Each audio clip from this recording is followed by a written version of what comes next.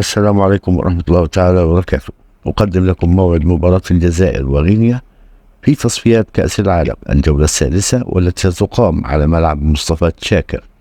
الجزائر تخوض المباراة ولديها 6 نقاط من مباراتين تحتل بهما صدارة المجموعة، بينما غينيا في المركز الثالث برصيد 3 نقاط من مباراتين.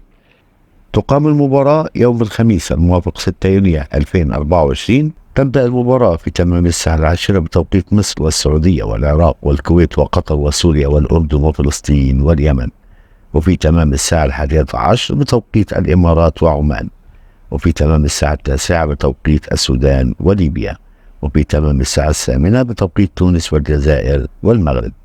أما القنوات الناقلة للمباراة فهي عبر قنوات من سبورت الرياضية. تمنيات الفريق الجزائري بالتوفيق، وما تنسوش الاشتراك ليصلكم كل جديد من مواعيد المباريات العربية والعالمية. شكرا لكم وإلى اللقاء، والسلام عليكم ورحمة الله تعالى وبركاته.